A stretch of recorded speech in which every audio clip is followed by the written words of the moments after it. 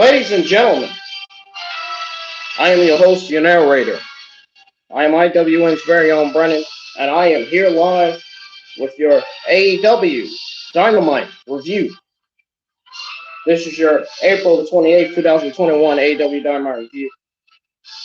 So before we get started here, I want you all to quickly hit that subscribe button if you're new to the channel. And please help me get up to 1,000 subscribers by hitting that subscribe button. And turn on that bell for notifications. I am on my way to 400, still on the road to 1,000 subscribers. And also follow me on Twitter at Ingram Wrestling. Also, follow me on Twitch at Ingram Wrestling News. And you can also follow me on other social media platforms, such as Facebook. You can add me on Facebook, follow me on Instagram, and you can add me on Snapchat. That stuff, all that stuff too. And I also am going to be streaming Naruto Ultimate Storm 4 tomorrow afternoon. I think it's either going to be tomorrow afternoon or tomorrow evening. I'm not sure. And this Friday coming up, I will be streaming Jump Force this Friday afternoon. So I know there's going to be a bunch of people tuning in for that because they love that game. I know there's a lot of Dragon Ball Z and Naruto Ultimate Storm 4 and Naruto Shippuden and Dragon Ball Super fans. There's going to be tuning in for that one.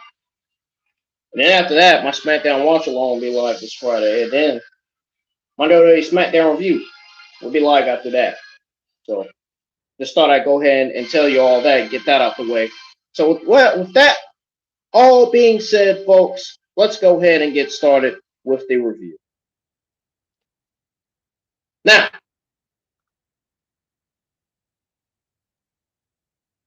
so basically it says here that Pyro blasts as JR introduces us to the show.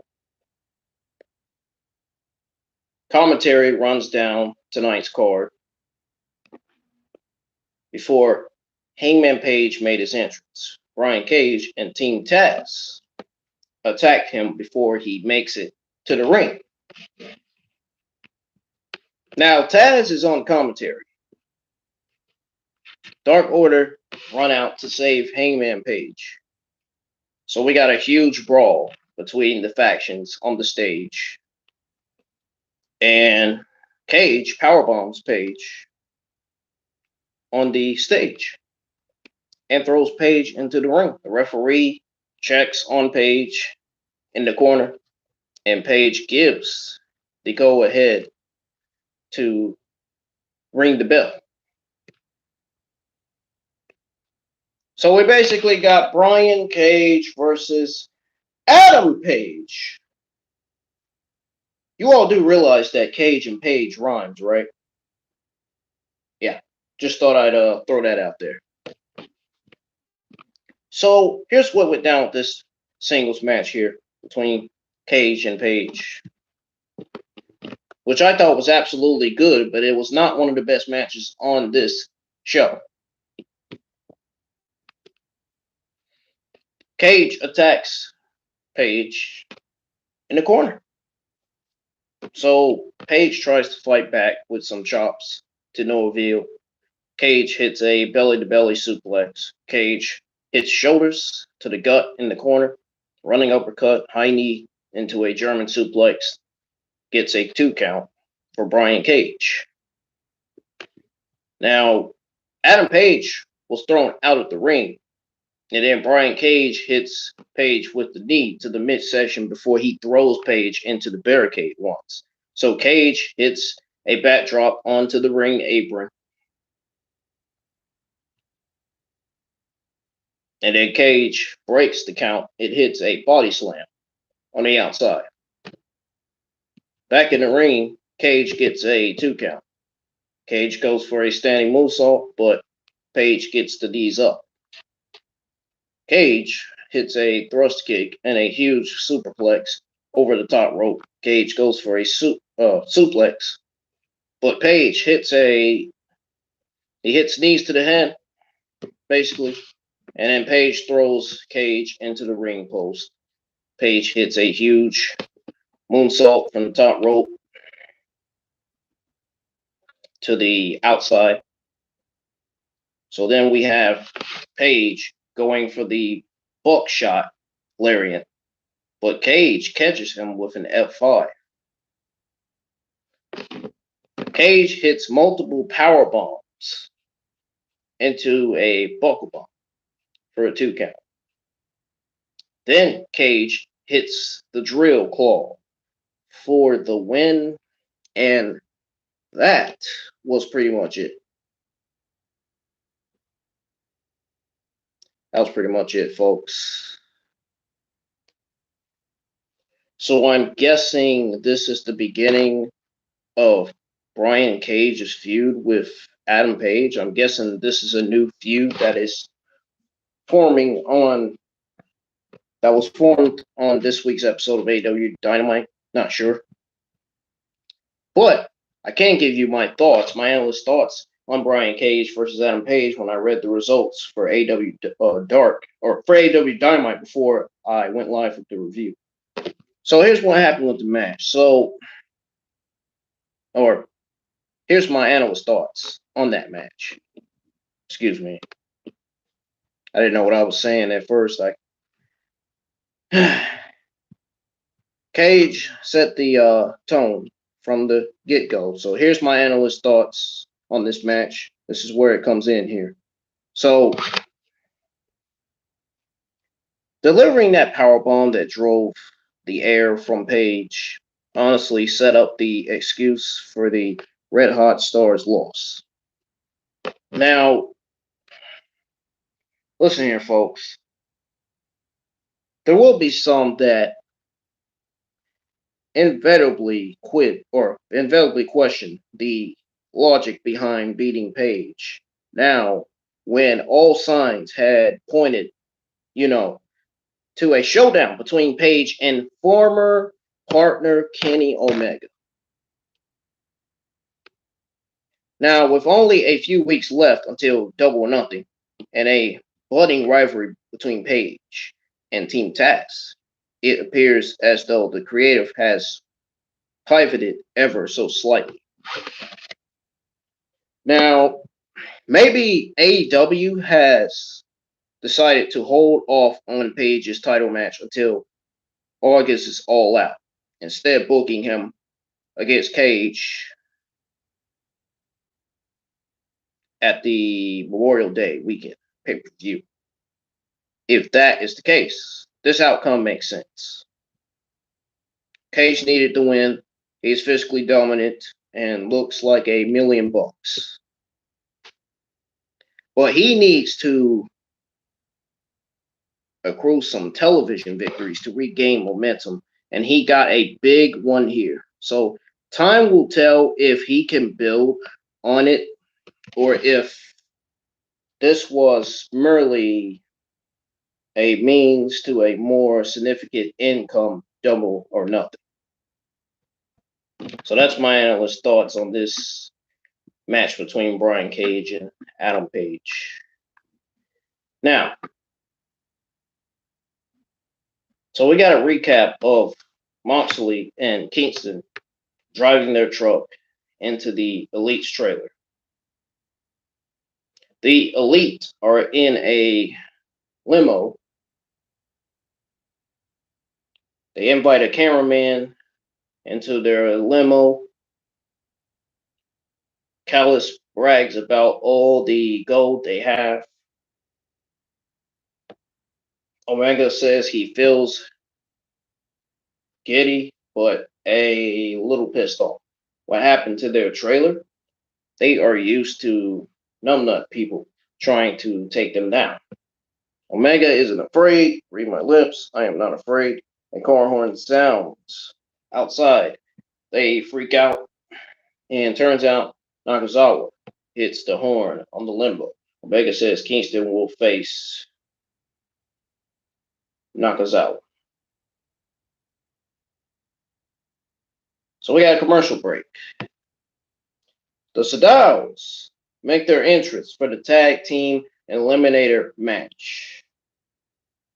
The Young Bucks are out next, accompanied by Don Callis.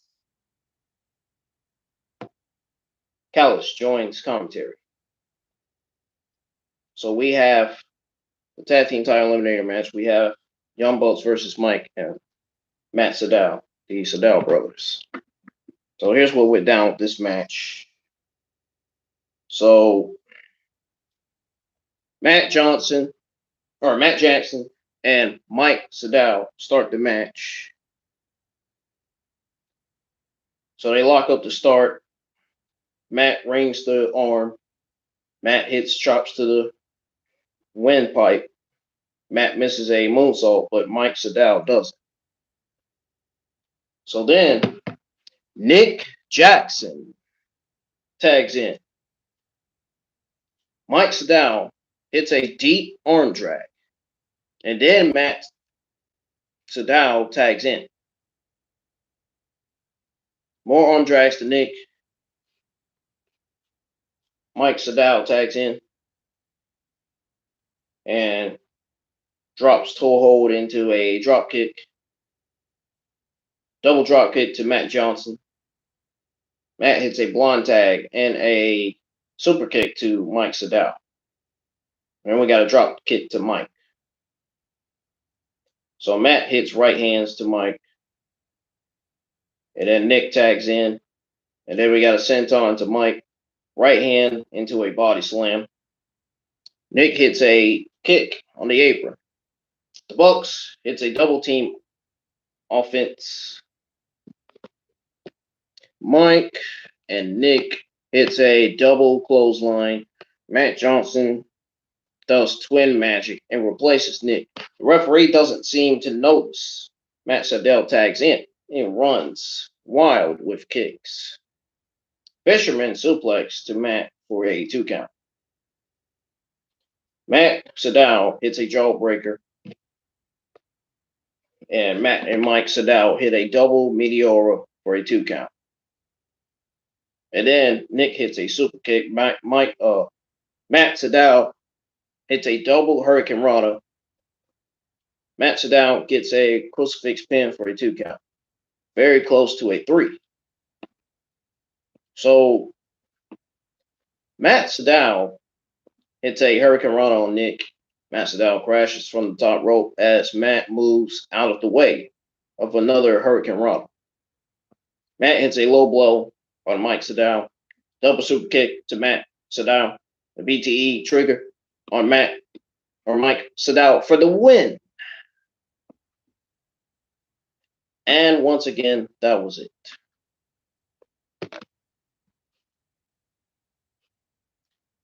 So, honestly, folks, to be honest, the Bucks and Sydals had a hell of a match that only got better as it went. Now, the SCU came out to confront the Bucks. Cause says there is a lot of change lately. SCU says they made a promise that the last them they lost as a tag team. They will end as a tag team. Daniels says he doesn't see his friends in the ring. He sees entitled, overdressed bitches. Instead of beating their ass, they will just take the tag titles and make this place better by taking them out of it. So, as I was saying, folks, as I was giving you my analyst thoughts on this match between the Bucks and the Sydal brothers, I said the Bucks and Sydal had a hell of a match that only got better as it went. So Matt and Nick Johnson were so much more confident in engaging as heels who thumb their nose at the audience and the idea of respect. Now, the body language, facial expressions, and the blatant display of disrespect for the opposition make them better performers than when they are the more traditional, straightforward baby faces. Now, ironically enough, the Sydal brothers are great, energetic baby faces who can build sympathy before exploding down the stretch. Now, this was a really, really great performance out of them. Arguably their best to date in AEW. The idea of SCU bringing their run as a tag team to an end by battling the Bucks in a high profile tag title match makes the most sense. Now, with no other team ready, jump into that spot ahead of Double or Nothing, there are currently worse choices. Now, I cut that light on so y'all can see me. Now, Jade Cargill video package. We got a video package of Jade Cargill. And then Orange Cassidy's music plays. That brings him out. He was accompanied by Trent. Penta L0M is out next, accompanied by his translator. Penta says they are going to beat Orange Cassidy to a pulp. So we got Penta L0M versus Orange Cassidy. Orange goes to put his hands in his pocket. Penta stops him and shouts Zero Mita in his face. They go back and forth with that for a while. Penta makes a big deal of stripping off his glove and throws it to Alex. Orange takes off his sunglasses slowly, throws them to Trent, and then puts his hands in his pockets. Isn't that strange, putting your hands in your own pocket? I don't find it to be that strange. Anyways, kicks the shins of Penta. Penta misses a thrust kick. Orange hits an arm drag with his hands, still in his pockets. That's the style of Orange Cassidy for you. Penta hits a turtle whirl backbreaker. Penta hits a kick to the hamstring. Orange Cassidy takes Penta down with a snapmare and then poses with Penta. Penta bites his fingers, and then Penta catches Orange in a suicide dive, and then drops him on the apron. Penta hits a surfboard submission and a super kick to Orange Cassidy.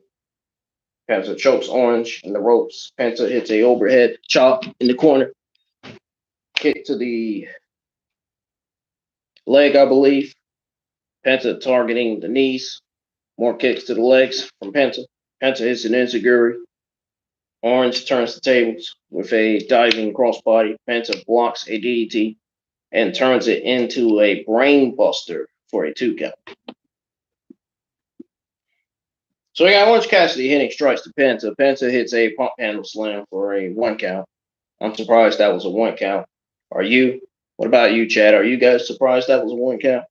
When you watched AEW Dynamite, when you watched Cassidy's match against Penta, were you surprised? I was. Anyhow, Penta goes for an arm breaker. Orange puts his hand in his pocket. Again, Penta stomps on his arm and shoulder. Orange hits a thrust kick. Penta hits a kick of his own. And then Orange goes for an orange punch. Penta hits a super kick. Penta hits the destroyer. And then Orange hits the beach breaker to Penta. And then Penta gets the shoulders up. Penta hits kicks to the legs of Orange Cassidy. Stomps in the corner. Running thrust kick to Orange. Orange hits the stun dog millionaire to Penta. Penta says, if you thought what he said out Trent's mom was bad, then Orange drags him in the ring. And Penta hits a shot to the midsection. Orange hits the orange punch with a microphone in his hand and gets the 3 count. Now, this was also a hell of a match, but it was also a lot of fun and told a great story. It told a really, really great story. Orange Cassidy was completely, I'd say, overwhelmed, outclassed, and overmatched throughout the match. He really stood no chance whatsoever, but as usual, he showed gift and he showed grit and resilience in the overcoming his opponent's onslaught to stay in the fight. Now, the Abrahams proved the difference in Penta's win over Trent last week. Now, he proved constantly his involvement in the match leading to the referee distraction and Cassidy using the mic for the win. Now, this is almost certainly leading to a six-man tag match of some sort between Best Friends and Death Triangle. Given the talent involved, that certainly has the potential to be a show stealer if and when it finally takes place. Tony Schiavone is now in the ring, and he introduces the Pinnacle. Pinnacle's personnel, security came out first, followed by the group themselves. The crowd chants pineapple at them. Tony then introduces the inner circle. The inner circle's security detail enters on motorcycles, followed by Jericho's team. Tony says he expects decorum. I don't know what that is. He explains the rules of blood and guts, War Game rules. Spears says they were lured into the match, so they should get the man advantage. I start to say the main advantage. Spears asked when the last time Sammy wrestled a match. Says Jericho is leading him into deep waters and he will step on his head. Sammy gets a mic and says he doesn't believe Spears. And why would he? He has been a failure ever since he got in AEW. And he was a failure where he used to work. He will fail again on May 5th. Sammy will fight everybody. So the Pinnacle gets the main advantage. Cash Wheeler says, please don't bring this version of Santana and Ortiz. Don't bring Jericho's lapdogs because if they do, they won't make it out. Dash said somebody's career will be shortened in blood and guts. It's like somebody's career will be short in blood and guts. But he isn't afraid to die, tells Santana and Ortiz to grab their children. And then Daddy isn't coming home. MJF says thank you to Jericho. Says he wants to hear that from everyone because without him, there is no AEW. Says he made the best group in professional wrestling. He made the best group in professional wrestling in the inner circle. However, he can't imagine the pressure he must feel.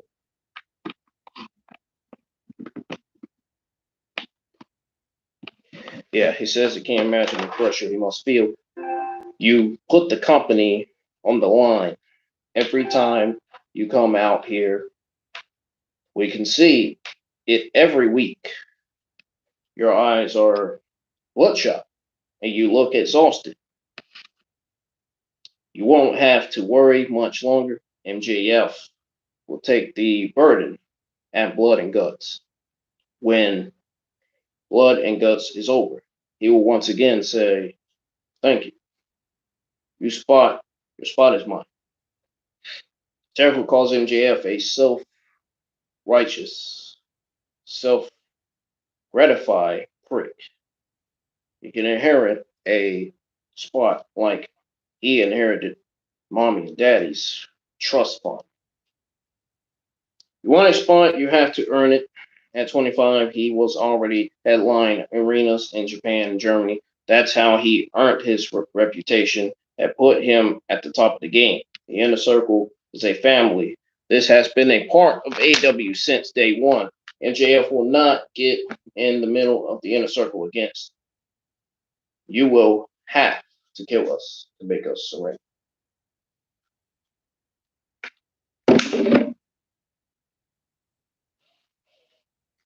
Eddie Kingston makes his entrance. Michael Nakazawa is already in the ring. Kingston says he isn't doing the sports entertainment crap. Omega comes out and says Kingston doesn't understand how this works. You're not getting the chant.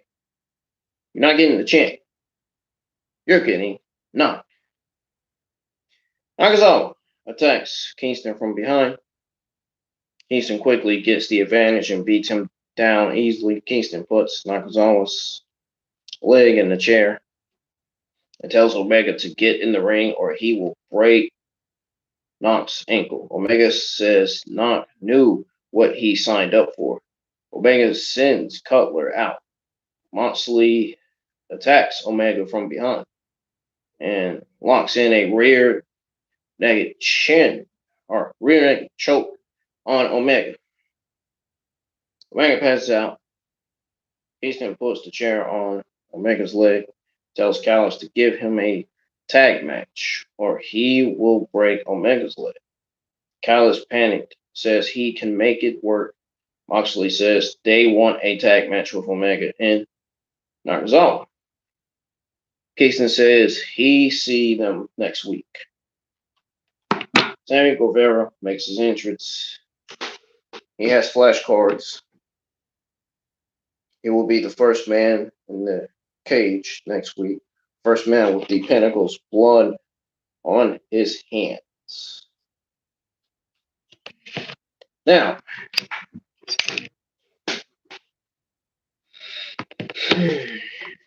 so the last 2 weeks of promos were not enough to get you excited for Blood and Guts. This segment sure as hell accomplished it, though. Now, great promo work from all involved, including those who have not had the opportunity to talk quite as much as they should have. Viewed this one and set the stage for what will undoubtedly be one of the best matches from any company in 2021. Now, Jericho and MJF are extraordinary on the mic. I think we all know that from watching them on TV. And with a clear babyface heel dynamic, they should deliver the match so many expected out of them the first time they did battle back at Revolution. Yeah. I think I got that clear. All said and done. All right. Commercial break. Tony Schiavone is with Taz. Team Taz is number one, thanks to Brian Cage. Christian Cage enters. Says enough games. Says he doesn't back up his talk much these days. He wishes he could come back, but he can't do what Christian did. Christian doesn't believe in win or loss. He believes in win or learn. It's just a matter of time before Team Taz learn they will be better off without Taz. Penelope Ford makes her way to the ring with Kip City. Kris Statlander enters with Orange Cassidy. So we got Kris Statlander versus Penelope Ford.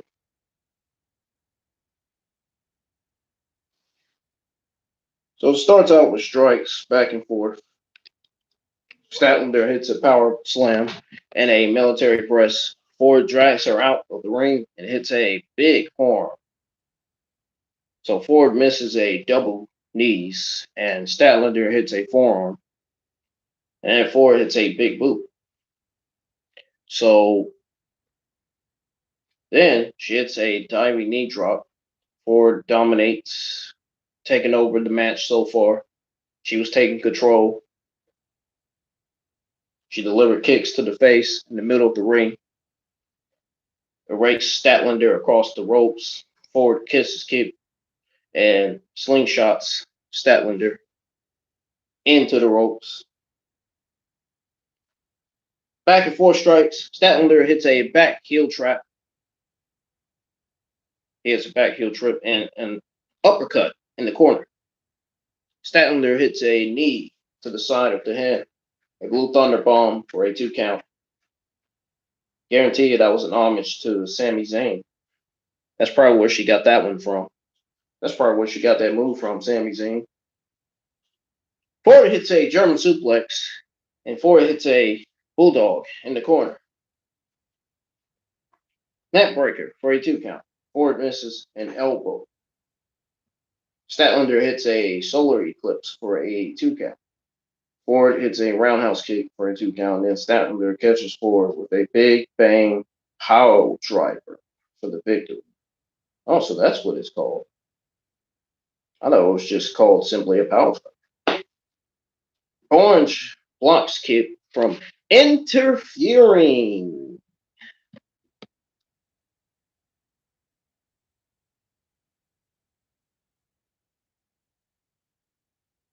Now, before I give you all my thoughts on the match between Quite Statlander and Penelope Ford, let me give you all my thoughts on Moxley and Kingston outsmarting Omega. Now, Omega taunting Goons and calling Cutler was a legit moment. It was a legit ha ha ha moment. Omega was great here as the ecocentric heel champion, thinking he was so clear one step ahead of Kingston, only to fall into the baby face trap and have to give in the aggression. He had to get into the aggressives here. Of course, next week's show will likely bring with a heel domination by way of some sort of concocted plan.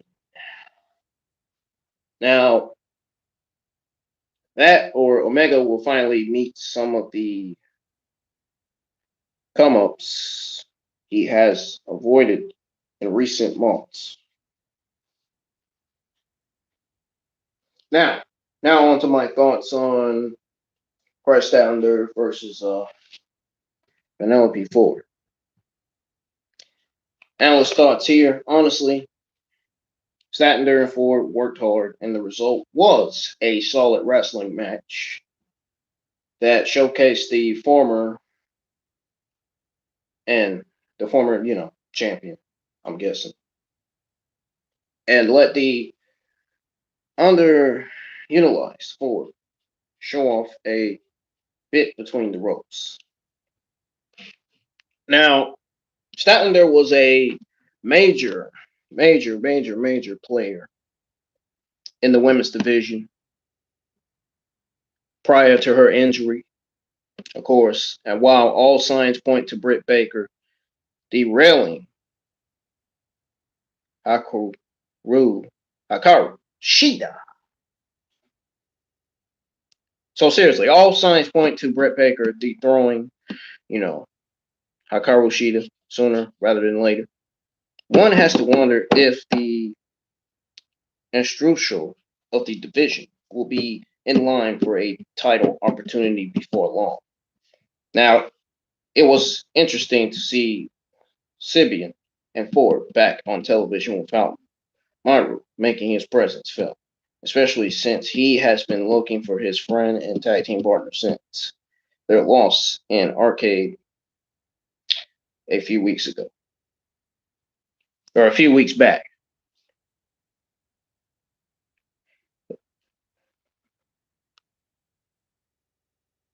So perhaps we will see that interaction a week from tonight, hopefully. I don't know if that's going to happen or not, but we'll see. Video package for 10 of the Dark Order. 10 says Brody Lee inspired him, got him his job, and it would be an honor to win the TNT belt after Brody had it. Folks, I may actually just I may actually just end the live stream and just lay in the bed and be on social media a little bit more and go to bed. I'm tired. I feel tired now. I honestly do. Eyes is getting there. The Nightmare Express tour bus pulls up in the parking lot, and the factory come out of it. They have stolen Cody's bus. Billy Gunn, Dusty Rhodes,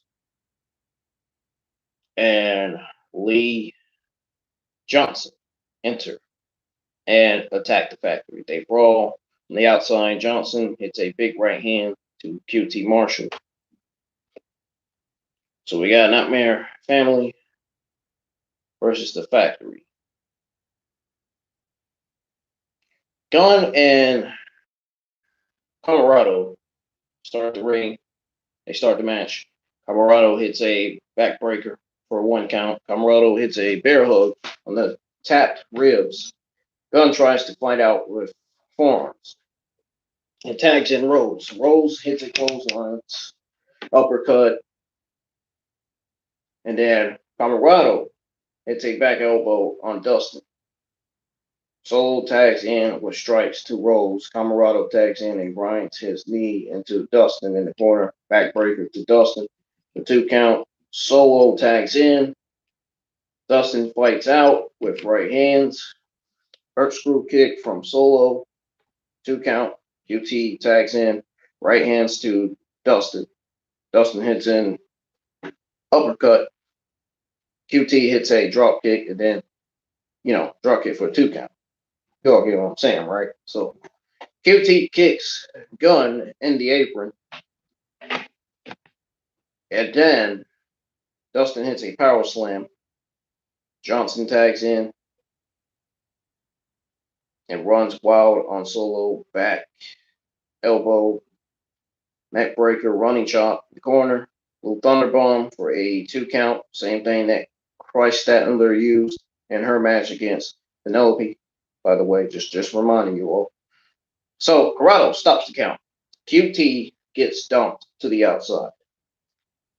Johnson hits a corkscrew to the outside. Agogo hits a big gut shot to Johnson. And Gunn, QT tags in and steals the victory. Comoroto attacks Dustin with a cowbell. They leave as the crowd chant, "You still suck," to QT and the rest of the Gun Club. Run down to attack QT Marshall. Factory come back out and attack the Gun Club while QT runs away to Cody's bus. QT opens the door and Cody appears and attacks him. They brawl by the side of the bus. QT gouges the eyes of Cody as they go to a recap of the match. QT is suddenly on top of the bus. Cody follows him and they brawl. On the top of the bus, Cody locks in a figure 4 on QT. QT taps out. Commentary runs down next week's card. So, honestly, I keep saying that because the truth, I want to be honest with you all when I say honestly. I want to be truthful when I give you all my thoughts on things. So, analyst thoughts here on this 3-on-3 tag match. Honestly, between the ropes, Factory has lacked a spark, and a lot of that can be contributed to the fact that the talent is young and raw and needs more reaps. So the match this week was more memorable for Comoroto, basically. Being booked as strongly as he was, and is it me or is my eye blurry? Because I feel it. My eyes feel a little bit blurry. As well as Johnson's explosive combat, than anything, eyes is always bothering me. But anyways, seriously, as well as Johnson's explosive combat than anything, the meat of the segment came after the match with the return of Cody, his beating of Marshall set up a match between the two on next week's show. While all signs would seem to point to Rhodes getting revenge, one has to wonder what that would mean for the factory, which would face an uncertain future after being dispatched by the American Nightmare.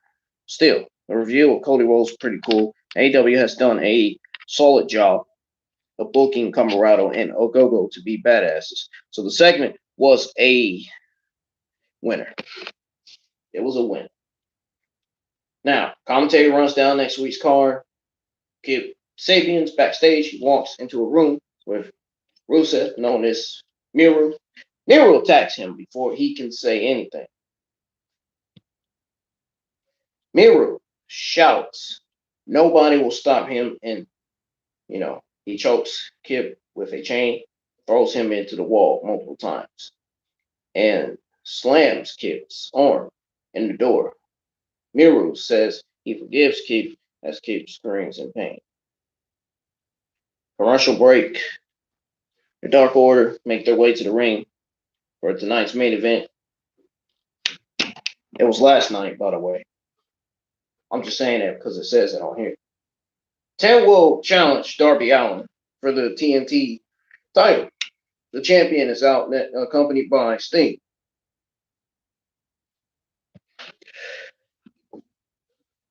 Now, Darby Allin versus 10 for the TNT Championship.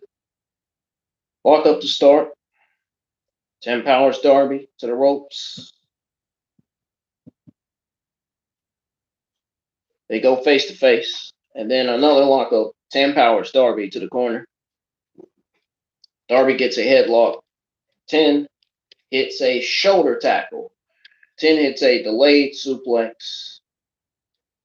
Darby fights out and tries to rips the mask. 10 hits a backbreaker. Darby hits a right hand. 10 whips him hard into the corner. Darby escapes a powerbomb and attacks the knees of 10. 10 hits another shoulder block. 10 hits a delayed vertical suplex for a 2 count. 10 hits chops in the corner. And then 10 hits a belly suplex and gets a 2 count. Darby hits some chops to Little Fat. Meanwhile, 10, the number 10, hits a big clothesline in the corner. Darby hits some forearms before 10 hits a pump kick. Darby encounters a gorilla press slam into a crossbody. And then 10 hits a spine buster to Darby Allin. 10 hits a one-arm power bomb and gets a 2 count. Darby hits a stunner. It locks in an armbar. 10 gets to the ropes. 10 drives Darby into the barricade and then into the ring apron. 10 stares down Sting. Darby stomps on the hand of 10 in the corner. Darby hits a dive from the top rope onto 10. Ethan Page comes out of nowhere and drives Darby into the corner.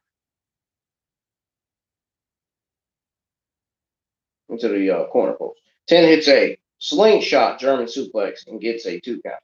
Darby hits a elbows to the head. Darby tears the mask of 10. Darby catches a coffin drop and locks in a full Nelson. Darby runs up the ropes and catches 10 in a pin combination and gets the victory.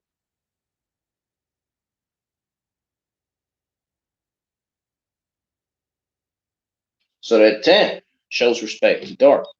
And Darby holds up 10's Brody Lee wristband. Ethan Page distracts Darby. Sting, Scorpio Sky, attacks him from behind. They both hot stomps on Sting. Sky locks in a heel hook on Sting. Page makes Darby watch. Lance Archer comes down to make the save, along with 10. Sky and Page escape through entrance tunnel as Dynamite ended. That was it, folks. So honestly, old Bret Hart finish where the baby faces were versus a submission into a roll-up never gets old, honestly. Allin executed it to perfection in his win over Vance, number 10. Really loses nothing in defeat, as it could very easily be argued it was a fluke loss. Number 10 looked good in his latest big match in AEW, but is still a step or three behind the more seasoned members of the roster. He is getting there, though will only be the best served by working alongside guys like Allin, Page, Sky, Archer, and even sharing the screen with Sting. The budding feud, putting Sky and Page against seemingly every other babyface in the TNT title picture, is interesting. In that we're not really sure why they work together or what the end game is, but it certainly is intriguing. Is Sky or Page selfish enough to give up a title opportunity for the other to succeed? Probably not. But the idea of either man facing Allin in a high-profile match is defiantly appealing. A tag team match against Allin and Sting is too. Folks, if you have any questions on this week's episode of AEW Dark, please comment your question down in the section below and I will answer them. This is going to do it for your April 28th, 2021 AEW Dynamite review. If you enjoyed it, hit the thumbs up. If you didn't, hit the thumbs down. Folks, I'm getting out of here. I will see you on my Naruto Ultimate Ninja Storm 4. Peace. Goodbye. Have yourselves a good Thursday. I'm getting out of here. See y'all later.